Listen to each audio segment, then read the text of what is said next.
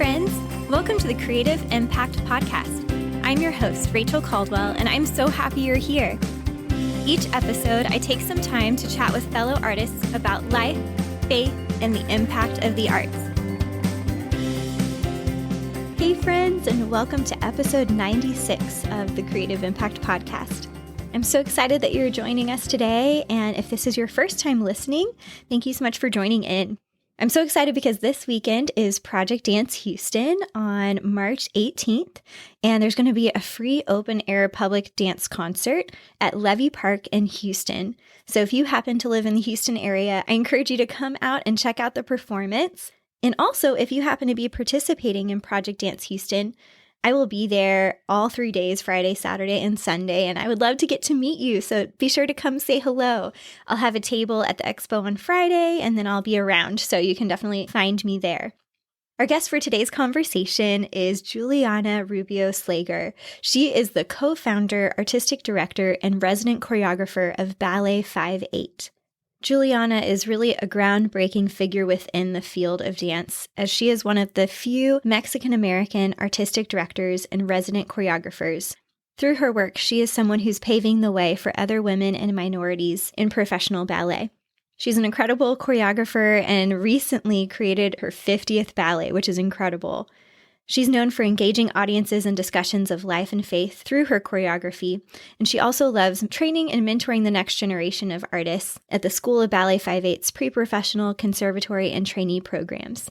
In our conversation today, we talk about the importance of having various perspectives and voices in art, and particularly in dance. We talk about her dance journey, as well as some of the obstacles that she has overcome along the way, including eating disorders and struggles with mental health. I love her heart to give life to everyone that she encounters, whether that's as a teacher, a mom, a choreographer, a mentor, or any area of her life. I enjoy getting to hear about her choreographic process and what her career as a choreographer has looked like so far. Thank you so much again for joining us, and enjoy my conversation with Julianna Rubio Slager.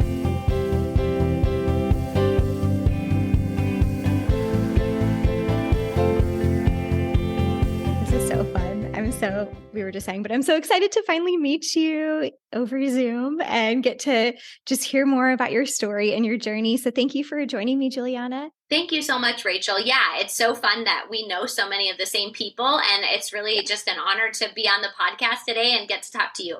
Thank you so much. Yeah, we have a lot of people in common, and I was like, I don't even know where to start because I feel like there's so many mutual friends, which is so fun. I would love to let you just introduce yourself to our listeners, and then we'll dive more into like your background and more of your story. Fantastic. Yeah. So I'm Julianna Rubio Slager. I'm the artistic director and co-founder of Ballet 5/8, which is a company that was started to spark discussion of life and faith. And I think, for me, there's a lot of different reasons why I started Ballet 5/8. But a big part of it is just wanting to tell stories that came from a different perspective from the ones that we typically see in ballet specifically. The ballet industry has kind of, its set catalog of stories that it tells. And oftentimes they miss a little bit of some of the perspective that I feel like I bring as a woman, as a minority, as a mother, and as a Christ follower. Ooh, so good. I cannot wait to hear more about what you are doing. And I've been able to see like clips of your work here and there, and I'm just so excited about all that's happening there. So I can't wait to hear more. And just to like rewind a little bit, when did you first get into dance and what were those early years like for you? Yeah, so my parents knew nothing about ballet. So it's kind of funny because they're not even really sure where I came up with wanting to go to dance. That's amazing. Yeah, I know. It's super funny. My mom is like, I'm pretty sure you saw the Nutcracker on PBS. Like she remembers me watching that as a little girl. And then a few months later, I just like drove her nuts basically until she put me in class. I think I was 4 years old, and the studio there, they didn't have like a little kid program. It was like a more serious program. Gotcha. And so the youngest they would take was 6. And anyway, so my mom called and the lady was like, nope, we can't. She's too young. And mom was like, okay. And so a month later, I had bothered her every single day. So she called back and she was like, literally, this child is driving me nuts. Like, will you please take her? And so anyway, her name was Colleen Schwartz in Ann Arbor, Michigan, and just a really sweet lady. And yeah, she took me in. I was too young for the class. class, she was like, as long as she's not a distraction, she can go in. So I have like this memory. Yeah. Everybody was like so much taller than me. And I just remember being this little girl, but I was so excited. Yeah. And from then on, kind of the rest is history. Like I just truly fell head over heels in love with dancing. Wow. That's so fun. And the fact that it was just really something that was already just inside of you and that you just were drawn to, even though it wasn't necessarily part of, your family history and all of that. That's just so cool seeing like the gifting that was already placed in you. So yeah. So I'm curious, what did kind of your training years look like and then going into kind of your professional career? Yeah. So I trained at a couple of different schools. Starting out, my parents didn't know the difference from, a recreational school versus a pre-professional school.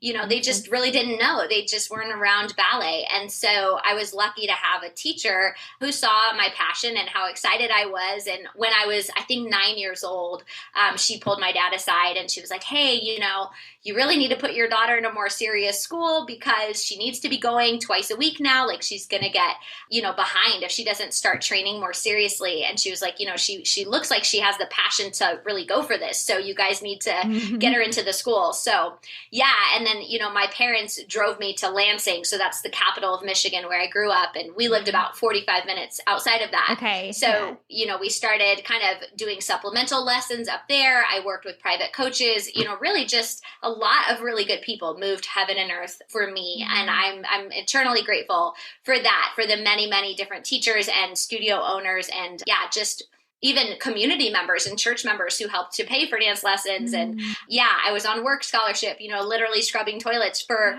paying for tuition. So it was pretty remarkable, honestly, because my family was a lower socioeconomic kind of family starting out, and we had a lot of kids, and it just would not have been in the cards for me, except for the people that really invested in that journey. Wow. That's really powerful. Just the beauty of community and people coming around and parents just making sacrifices. I feel like, driving a good distance to get to class and that kind of thing. I mean, that's so beautiful. That's so awesome. So did you stay pretty much at that same, more professional kind of training school for the rest of your training years, I guess? Yeah, okay. I did. I trained at a couple of different schools, but for the most part, I was at Greater Lansing Ballet and they were incredible. Barbara Banasikowski-Smith was amazing. And then, I trained also with Lori Ladwig at the Academy of the Arts. So there was a couple of really, really amazing teachers in my life that, gave me what I needed. And I think I gained different things from the different schools I trained at. I got to have, really strong ballet, but I also was able to be immersed in Graham and Fosse and all kinds of really diverse styles, which at the time, it's funny because I was such a bunhead. I don't think I really appreciated it, to be honest. But now as a choreographer, I'm like, oh my gosh, I'm so fortunate that I have all this stuff to draw on because I understand kind of the foundational techniques of dance, which has been, just so pivotal in my career. Yes. To be able to blend all of those as a choreographer is probably super, super rewarding in a way. And it's nice to have that backdrop for sure. So I'm curious, just in kind of your journey, what were maybe some of the obstacles that you had to overcome? Like, obviously, just even getting started, you were saying, just from an economic standpoint, and then anything else that you want to share about, just anything you had to overcome along the journey as you made it into your professional career. Yeah, no, for sure. So I grew up in a Christian home, which, was a huge blessing in so many ways. But I think, probably a lot of our listeners can relate to this. Even if you grow up within that kind of Christian bubble, you still have to make the choice to follow God for yourself. For sure. So I think as a young person, there was a part of me that's like, God is great, and he's awesome and all the things. But then I'd get into ballet class and I would tear myself down mentally, right? And I would, judge my body very harshly. And, being a Latina, it's, I was curvy and shorter and, some of these things that maybe are seen as less desirable in certain ballet atmospheres. And so I started to notice that, right? It's like you get Point Magazine, right, back in the days where it was the subscription, right? Exactly. Yeah, exactly.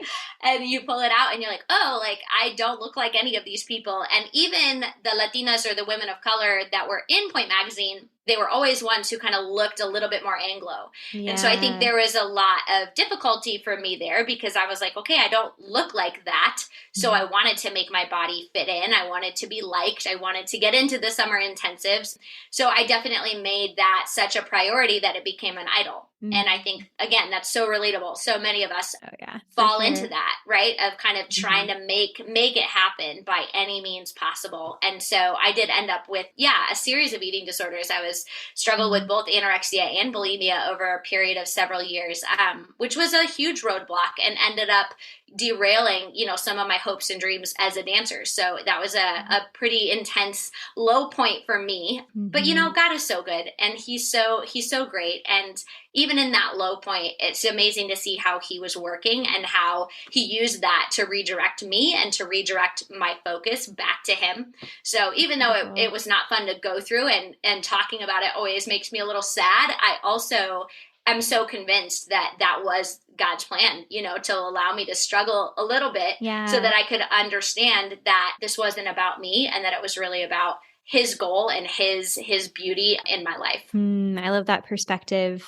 seeing how God can use even those challenges and struggles in our lives. And if you'd be willing to share just kind of how you overcame that, and obviously like with the Lord's help, but how you overcame that, and maybe even just speaking to any dancers that might be listening that are dealing with some of those same thoughts and struggles and kind of feeling like they are not maybe where they want to be, and trying that whole like taking it into our own hands idea. Yeah, no, absolutely. So I guess kind of the Bible story that was on my heart a lot in these times, and I think it's something that God kind of pulled my focus to, was the story of Abraham and kind of the whole saga with Hagar and Ishmael. And I think it's so relatable because as human beings, we're really good at going, okay, God's given me a promise, right? I knew that God wanted me to dance. There was no doubt about that. There was a calling there. It was clear as day. Yeah. The passion, right, was put in me from a little kid.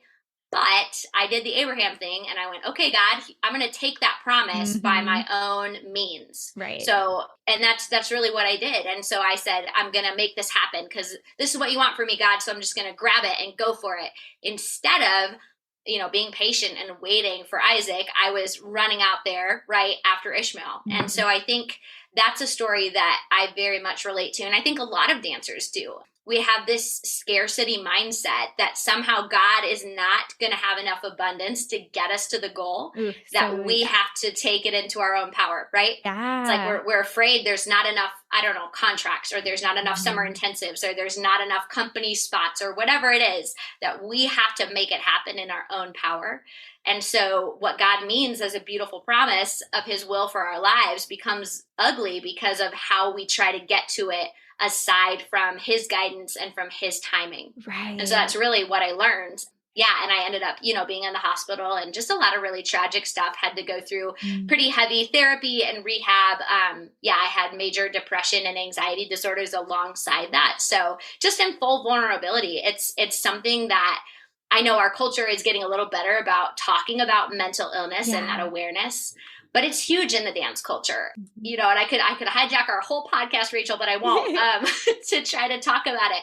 But even as teachers, even well-meaning teachers, that would walk by me at bar and go, oh, I can see your lunch sticking out, they didn't mean anything by it. But when you say that to a 14-year-old vulnerable teenager, that can be taken in a really bad way. And so not to blame anybody in particular, but I think kind of a toxic soup of my own internal difficulties mixed with some of those bad practices within ballet as an industry, compounded for me into a really serious situation. Yeah. And by God's grace, I've been rehabbed for a very long time, been in remission, been doing really, really well. But those sorts of mental games are something that stick with you your whole life, right? And I still go to therapy and I still take medication for depression. So just to be honest about that, that you don't have to be afraid if you're on that journey and you're not less than, and it's okay to have help, and it's okay to go in and talk to a therapist and a psychiatrist. Anyway, I could go on, but it's okay. It's healthy. It's godly to take care of yourself. That's super helpful. And So good. And I think that's a great thing to just even like take that moment to pause and go a little deeper in, just because I think it is something that's so real for really all of us at different levels, I think, but Yeah. especially like you said, in the dance world. And yeah, just for teachers to having that mindfulness. And like you said, I think it's maybe in the dance world as well, gotten a little bit better as far as like people recognizing our words have power and teachers Yeah. recognizing the impact that those things can have on students. Yeah. But yeah, that's just such a good reminder, I think, for all of us, and a great encouragement that it is okay to, to get help and to continue to, invest in your own mental health and physical health and all of those things. So thank you for being just vulnerable and willing to share, because I know it's probably not fun to talk about, but at the same time, like, so good, I think, for everyone to be like, even these people that we look up to and we're like, wow, look at all the amazing things they're doing, that, every single person is walking through something, and that's okay. And that the Lord has a purpose in it, and he's walking with us through it. So good. Yeah. No, it's so true. And it's amazing how much you get to know Jesus when you are sitting in the dirt, in the soot, in the ashes of your own making, when you really have to face the fact that sure, there's circumstances and, other people play a role in your mental health, but at the end of the day, it's something you have to own, right? You have to own where you're at. You have to own the journey of healing. You have to own where it's taken you. But the intimacy you have with Jesus, of him sitting there in the dirt with you as you go through that, there's nothing like it. And so I don't know, I just encourage people not to run away from that and not to be afraid of those tough moments, because if you really lean into the Lord in that time, you get to know him in a way that nothing else, really can compare. All the happiness in the world does not teach you about God the way that those deep, lonely, difficult moments do. And so yeah, I think C.S. Lewis says it best, but pain is the gift that no one wants. But pain is ultimately something that, if we allow it to, can drive us towards God, right? It can drive us towards God, or it can drive us towards bitterness. Yeah. So the work you have to do is to allow it to drive you into the arms of Jesus. So good. Man, we could end it right there. That's so good. Not that I want to keep going, but just like beautiful truth. And yeah, so I guess shifting gears slightly, although I know it's all connected, I would love to get into how you got started with Ballet 5/8 and started down that journey. What was that season between maybe graduating high school and all of that into then starting your own company, just to fill in the gaps? And then maybe we can dive into Ballet 5/8. Yeah, absolutely. So after, kind of I recovered from the eating disorders, I kind of recognized that mainstream dance was not going to be a healthy place for me. And so I tried to figure out kind of, okay, like, is there anybody out there who is a Christian, like, who is doing this? Like, is there anybody I can join forces with? And so, Ballet Magnificat at that time was kind of the flagship for all things Christian dance.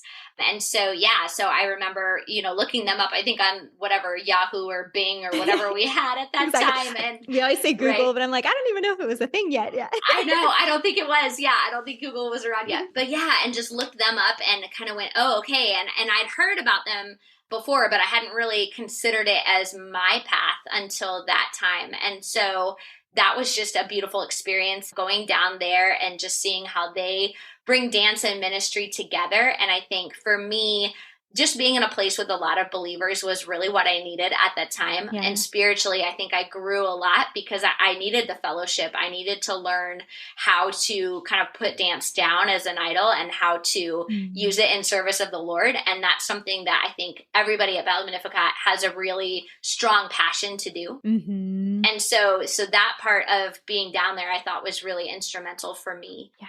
But even in that, as much as, I loved the people and I loved their passion, I knew that I still wanted to do more concert style dance. Yeah. And so that was something I was still drawn to. And so, I knew that if I was going to do that, that I would have to find a company that would have that same kind of repertoire and aesthetic. And so I started looking again, and there just was nothing out there. So I kind of put that dream down a little bit, and I was like, well, I guess nobody really has done this before. Nobody else is doing kind of concert dance from a faith-based perspective. And so, kind of fast forwarding a few years, I get engaged to my now husband. And so he was in Chicago. Yeah, I know. Happy times.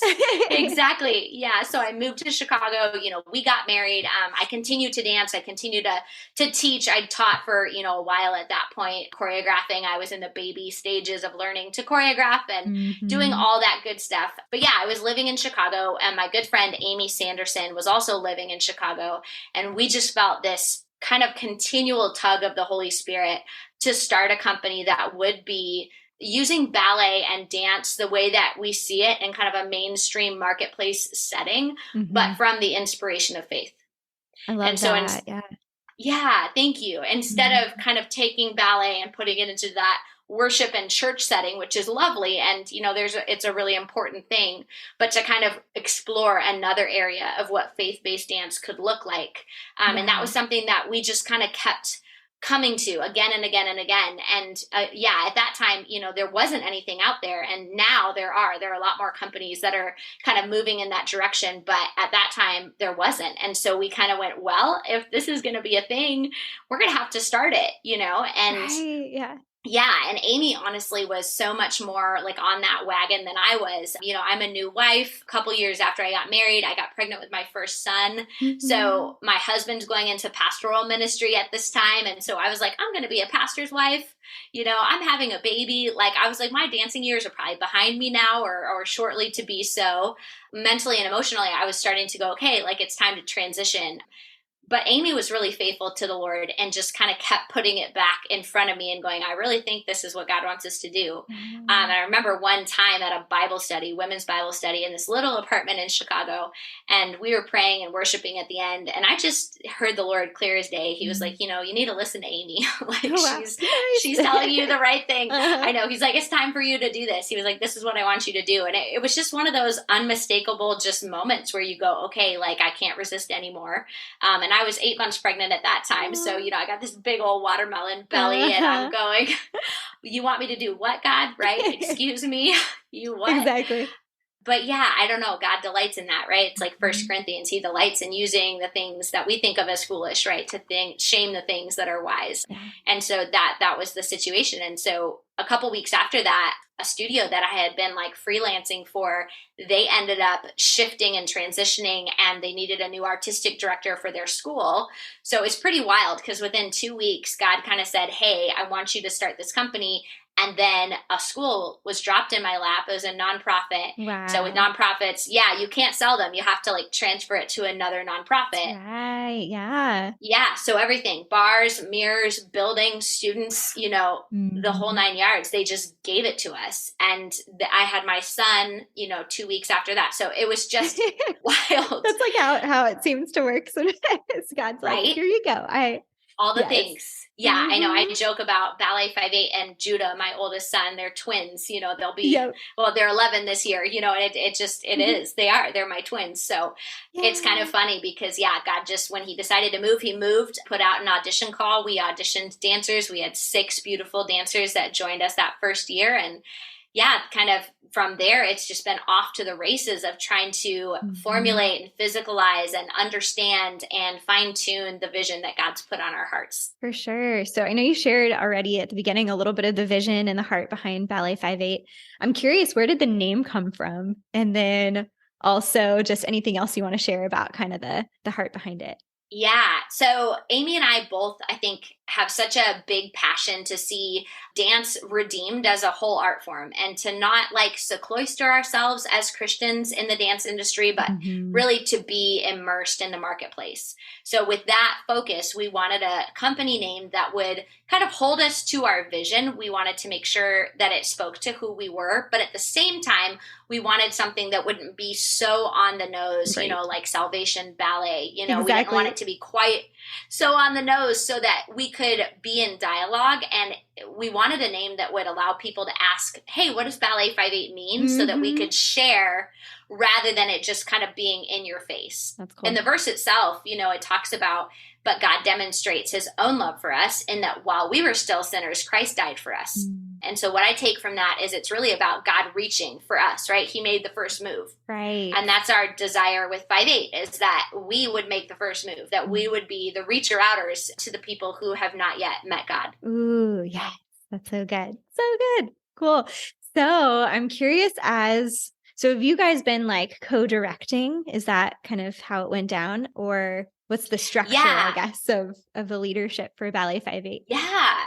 So Amy, for 9 years, was the executive director. She actually retired in whatever it was, 2020. Yeah, It was 2020, the crazy pandemic year. Yeah. Because she has 3 kids now, but she just was feeling God's call to be a stay-at-home mom. Yeah. And so after 9 years of sacrifice, she wanted to make that jump. And so she did. Cool. And then we now have a different administrative team. And Amy's still, an advisor and a dear friend of mine and of Ballet 5/8. But we've kind of grown so much since then that we have an executive director and an operations director and a touring director. So we ended up with a lot more people kind of along the way over the years joining in. So I am the artistic director. I take care of kind of the dance side of things, but then we've got a lot of other people who do an amazing job at helping to run the school and the touring portion of things and the marketing and the, all the communications and the donor base, all the things that have to happen to make this place sustainable. Yeah, because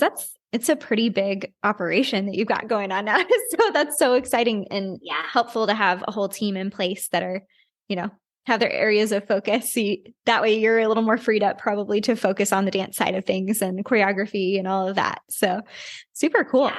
I'm curious. I know you are Mexican American and also obviously a woman. And so I love your heart for helping pave the way for, women and minorities to be, to see that that's possible in a leadership role. And it's interesting with ballet. I've always found this interesting how it's a lot of male artistic directors, which isn't necessarily a bad thing, but it's just interesting given kind of the proportion of female to male dancers in the ballet world. And anyway, so I'd love to hear your thoughts on that and just what it's been like being a pioneer in a sense of, being a woman artistic director and also a minority as well. Yeah, no, such a great question. I think there's so many reasons why that inequity exists. And you're right. There's nothing wrong with men in leadership, right? It's I never want it to come off that way when I talk about elevating female and minority voices. Mm-hmm. However, when you have a lot of people from the same background that are all in leadership, they tend to have a very similar lens through which they look. Right. And with art, I think it's very important that you have many lenses. Mm-hmm. And so, things like I'll use Balanchine, for instance, right? Yeah. Kind of an iconic, very important figure in ballet. Mm-hmm. He had a certain lens of how he wanted dancers to look and what his thoughts on women were.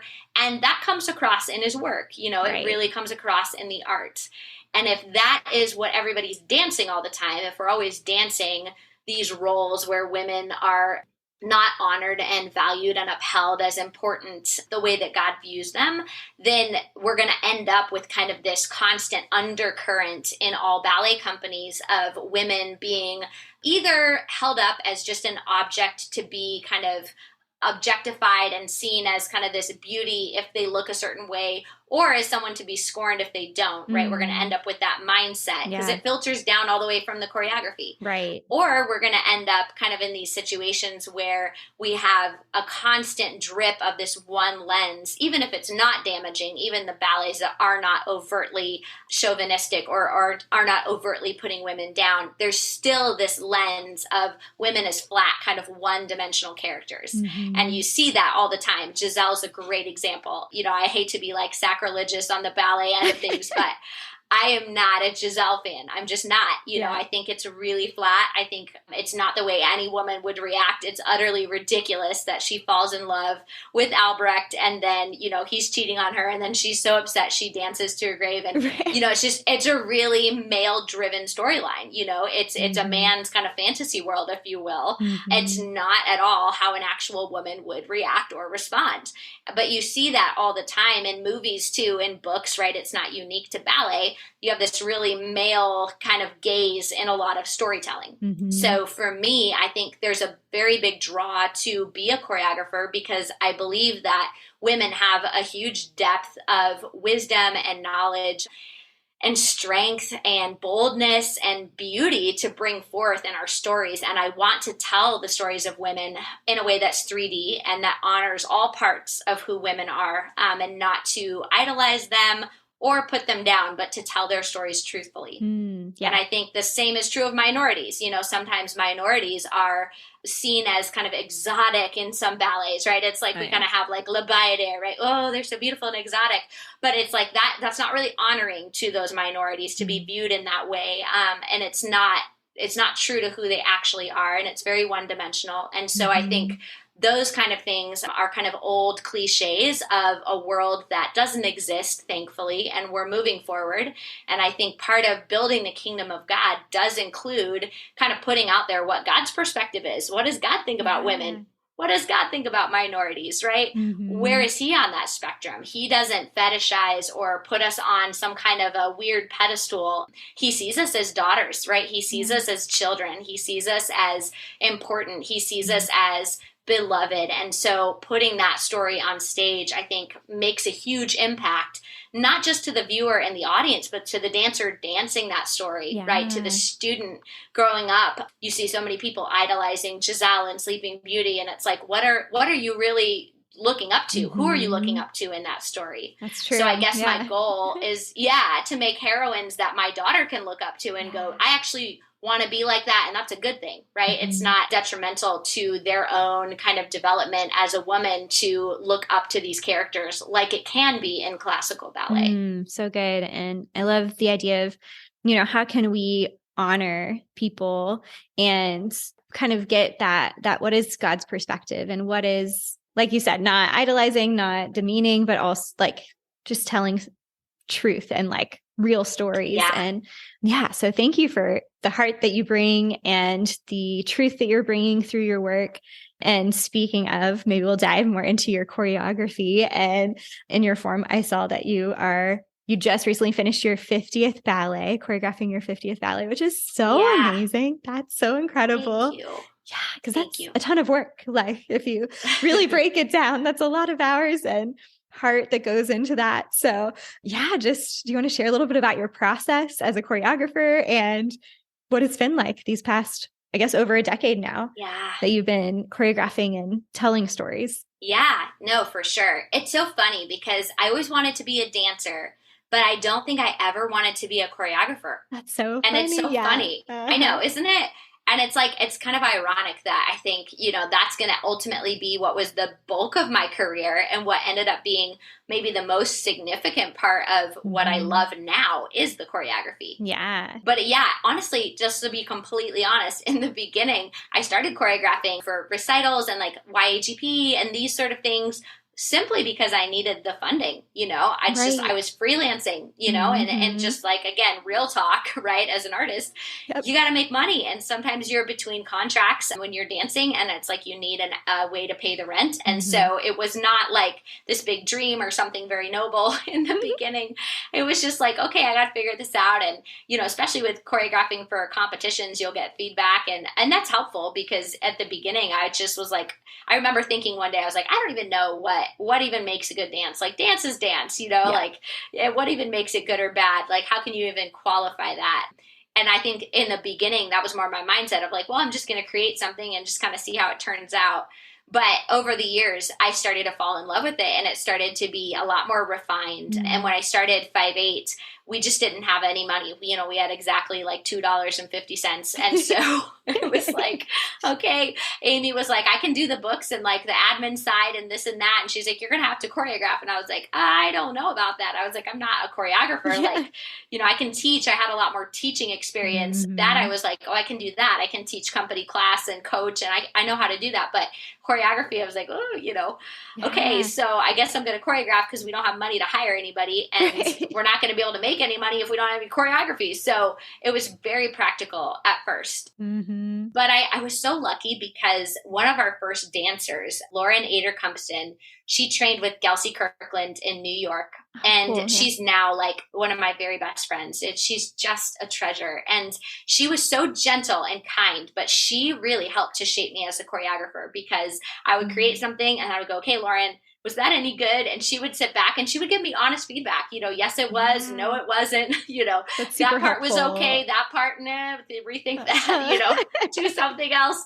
Yeah, but she was gentle and kind and willing. And she was one of the people that was like, yeah, you definitely have talent. You know, you need to learn more. And so this is kind of funny, but like I went on Amazon, I bought a bunch of textbooks about choreography. Oh, cool. I read probably 10, 15 different books. I like put myself through, you know, Julianna's college degree of choreography and just ingested everything that I could. I called up old choreographers that I had worked with as a dancer. I like literally just would call people and be like, okay, tell me about choreography. Tell me about your process. What do you do? Cool. So I just got really, really hungry to learn. And, you know, for a long time was just like kind of ravenously taking in information. So that was how it started. And then from there, I think the best advice I ever got was just make a lot of things, keep what works, and ditch what doesn't. Ooh, that's good. Yes. Isn't it? I know. I think it can get so almost like overwhelming and almost paralyzing because you want it to be amazing, right? So it's so true. If you can just get stuff out there and then work with it, you know, instead of just like being a deer in the headlights and trying to not, you know, you don't know where to start. So exactly. No, exactly. And the dancers, like, they know that even to this day. I always tell them, I'm like, blank page effect is real. I'm like, the first moment of just putting something into the universe, that is the hardest part. Exactly. And as soon as you get it out into the universe, then it becomes easier because then it's real, right? It's out there in front of you. It's like writing a book, you know, just getting something on a blank page is hard. But once something's there, then you can edit and you can revise, and, you know, from there it gets easier. So yeah, I think, you know, at this point, my process has become a lot more refined. In the beginning, it was really just pick a theme, you know, pick music, and then try to bring it together. I think now at this point, having done it so much and having, you know, done a lot of different things with choreography over the years, and working on a lot of grants, working on, you know, a lot of performances and tours, and, you know, guesting for other places, what I've learned is that when you're creating a ballet, one of the most important things is to make it as simple as possible. And I think that simplicity is hard to reach, especially when you're choreographing something that feels very complex, like your faith. So I think there's like a fear out there sometimes that if we make it too simple, that we won't be kind of honoring all aspects of what our faith is. But I think when you look at things like Jesus's parables, they're very simple, right? They're pretty simple and straightforward, but they're so powerful and they're so illustrative. So I think that's one big thing I focus on is simplicity. I think the other big thing that I focus on is how to draw the eye just in a craftsmanship sense of keeping the eye moving and flowing from one thing to the next. You know, and making sure that you understand kind of where your cone of focus is and how the staging is supporting that, and where you place dancers on a stage is almost as important as any step they actually do. Leading the audience through a story has so much to do with kind of big sweeping pictures you're making on stage, and then of course accented by the individual movement of the dancer. But I think for me, the experimentation of what does an emotion feel like, and then from that feeling that we innately have in our bodies, how do we extrapolate that out into high value dance moments? And I think when you translate movement that way, it becomes very relatable because the audience is like, oh, I feel seen. Like I've felt that way before, right? I recognize the energy of sadness, right? I recognize the energy of pain, or I recognize the energy of joy, right? And if you take that as a starting block and then get curious about it and explore it and unwind it a little bit, it's amazing what you can come up with. And seems more organic, I feel like, as well, just like you said, kind of more true to the human experience and what people can relate to. So yeah, I love that. Yeah, staying accessible, right? It's like our most recent ballet, Bareface, it's been all about like killing gesture and mime. I'm like, no more. Like, I will not use any of that. I refuse. I'm like, it's just no, because the audience doesn't know what it means. Half of us dancers don't even know what it means anymore. Exactly. I'm over here doing ballet gestures. Yeah, right. No, exactly. And it's like, yeah, we're past that. And a modern audience, they can understand body language. Body language is the new mime. So anyway. Love that. Yes. Oh, that's so good. So out of your 50 ballets so far, do you have any that stand out as like your, not necessarily favorites? I feel like that's not the best word to use, but that maybe were like very impactful for you personally? Yeah. Oof. Man, so many of them. They're like little dear friends. It's so funny how that is. They're like, like dear friends that are kind of set on a shelf for a time. But yeah, when I go back into any of them, they're so significant. I'd say one big one for me was actually a 10-minute solo I choreographed called The Mother. And it's to a poem by Gwendolyn Brooks about her experience with post-abortive trauma. Oh, wow. Yes. And it's brilliantly written. The poem itself is just, just nothing like it. You got to read it. So Gwendolyn Brooks, The Mother is the name of the poem. Okay, cool. And I choreographed it on Lorianne, who is our lead artist and just a dear person in every way. She has been such a comrade in this whole journey of Ballet 5/8, and she gets me, I think, on a very deep level choreographically. So I was able to find movement with her that was just so expressive and so unusual and so haunting within that context. Yeah, and I think that for me was a big milestone of being able to actually put into practice the physicality of what an emotion feels like in the body and to translate that on stage into a story that was not necessarily linear, but was told through emotion and snapshots and memories. Yeah. So I think that had a huge impact on my style. And, it's funny because I have like these more narrative ballets and then I have very abstract ones too. But one that I recently choreographed called Gospel Impressions is actually just like inspired by the work of Makoto Fujimura. Yeah, I'm sure you've heard of him. Wonderful painter, visual artist. And he made these 5 paintings to embody the 4 Gospels. And then the 5th one is about the tears of Christ. And so we took those with his permission and used them to create dance movement. And that one, I think sculpturally is probably my best work, technically speaking, as a choreographer, of just creating architecture from the painting and the music. It's like an odd mix of like latitude was the painting, longitude was the music, and like charting the dance on that course is probably the best way I can describe it. Yes. Yeah. And then the one that I'm in the middle of right now, Bareface, which is utterly like incredible and also makes me want to tear my hair out all at the same time. It's like one of those where it's just so dense. It's inspired by Till We Have Faces by C.S. Lewis, which is a hard book to understand already. Right. And then trying to make it into a ballet. Yeah, it's been the best of times and the worst of times. It's been everything. But I think I'm liking where we're finally ending up. I had a rehearsal for it today and I was like, okay, I think we're almost there. And I think it's just brand new. It's just very creative. I don't think there's anything like it that I've ever seen in any dance, atmosphere. And I think it takes the best of what ballet can be, but it really updates it, makes it accessible. Yeah. And tells the story of a woman who deceives herself into thinking that she loves people when actually she's using them. Wow. So it gets me every time. So good. Thank you. Cool. So anyway, so many good ballets, but yeah, I'm really very fortunate. It's been a huge gift, very unexpected gift, to get to be a choreographer. I love it. And hopefully I'll get to come see you guys perform in person sometime, or when you're on tour at some point, maybe it'll work out. So I'd love to see, this in person. So when is Bareface going to be performed? Yeah. So the premiere is March 11th in Cool. Canton, Michigan at Connection Church. Okay. And then we're going to be in Atlanta the end of March.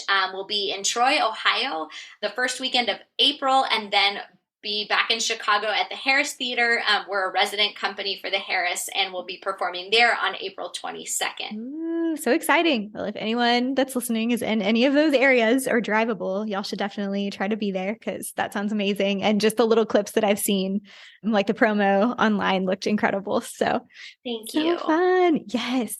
Well, I would love to hear a little bit of your thoughts just on like being a mom and a mentor and leading a company, Yeah. all of the things. And something that you wrote in kind of our pre-podcast stuff that I loved was the idea of giving life to those around us.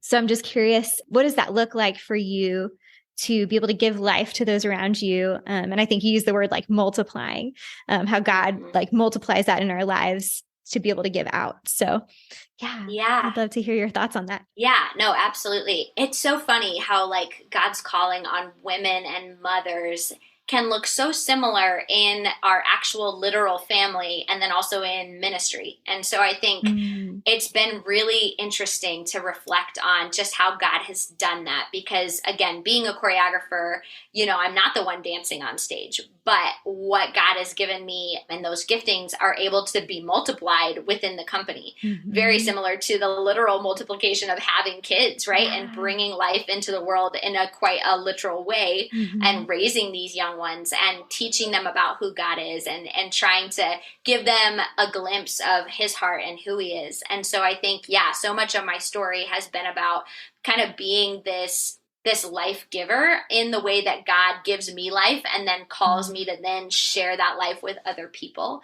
And I consider that to be just the greatest of honors because, giving life is something that we're so used to as women because it's just, it's amazing. It's a miracle, but right. We can't sit around being amazed by it 24/7. It's just, it is what it is, right? Women give life, right? We partner with God to make human beings. It's wild. It is wild. But I think, I think sometimes when I think about how many places God has called me to that motherhood responsibility, whether it is spiritual motherhood, whether it is artistic motherhood, whether it is actual motherhood with my 3 kids, and even the life-giving of being a wife, being a friend, being a board member, and remembering that so much of what I am called to do, and I think what many of us are called to do, is to represent God in those spaces by bringing life, speaking life, encouraging, loving. And that's not always soft and gentle either. Sometimes that means bringing exhortation or admonishment. Sometimes it's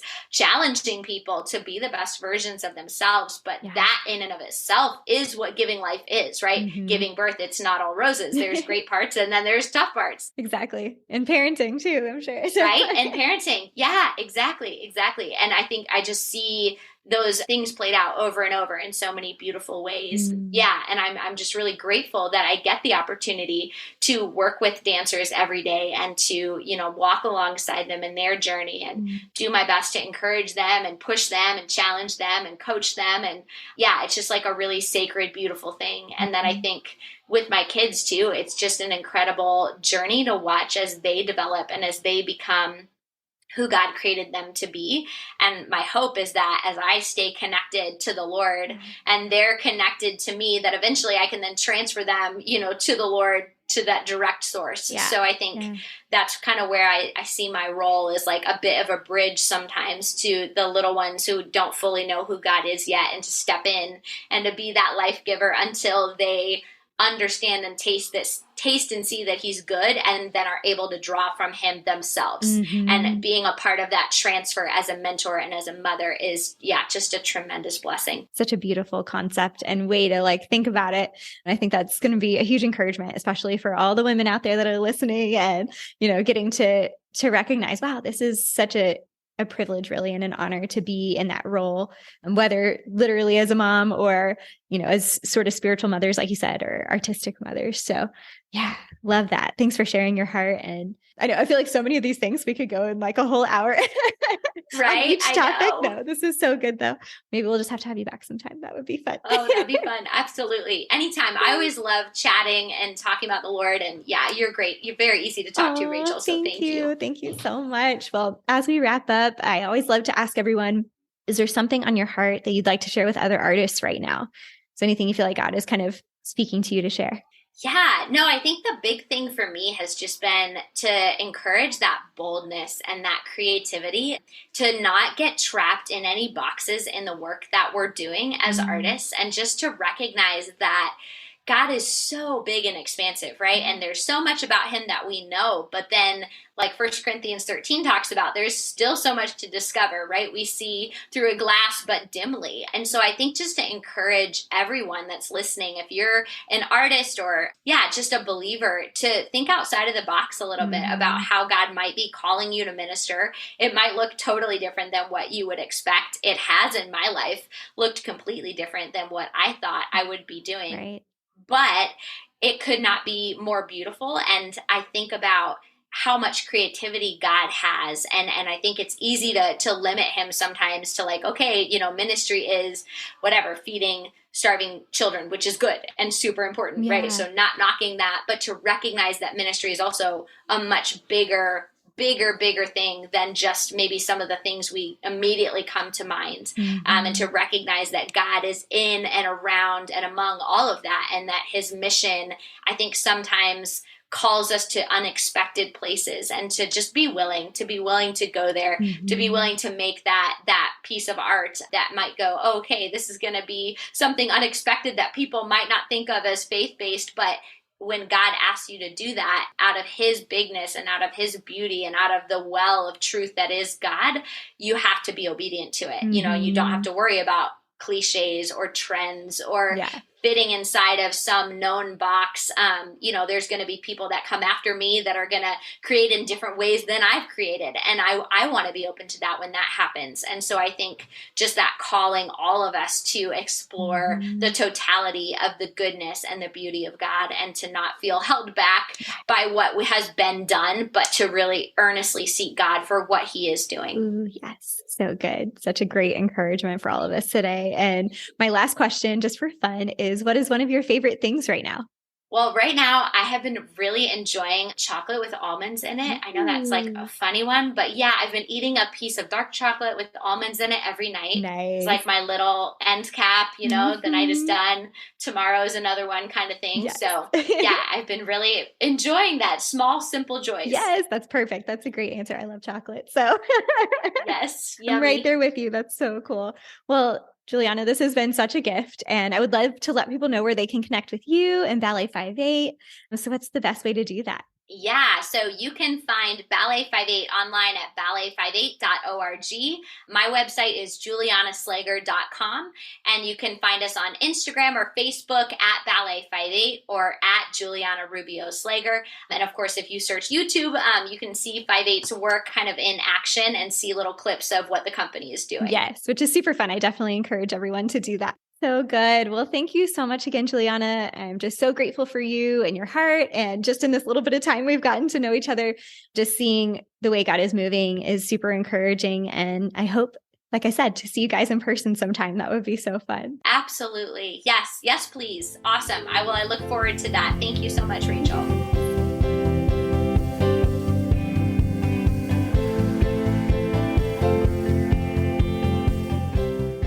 I'm so grateful for that time I got to spend with Julianna. Her story is so powerful.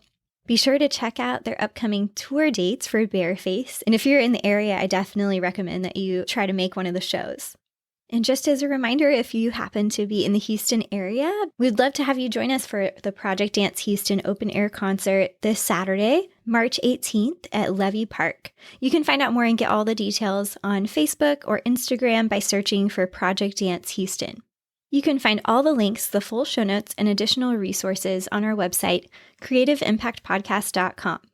If you've been enjoying this show, I invite you to share it with a friend. That is really the best way to help spread the word.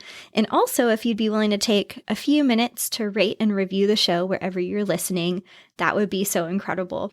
If you're interested in helping to financially support the podcast, you can check out our Patreon community.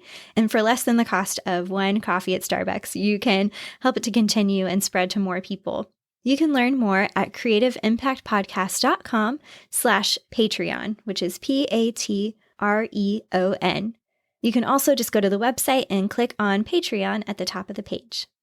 Thank you so much for your support and for listening to the Creative Impact Podcast. The music for the show was produced by Michael Cash. Until next time, remember that you were designed to create. You were made to inspire. Continue living with purpose and making an impact. I'll see you next time or at Project Dance this weekend. Bye, friends.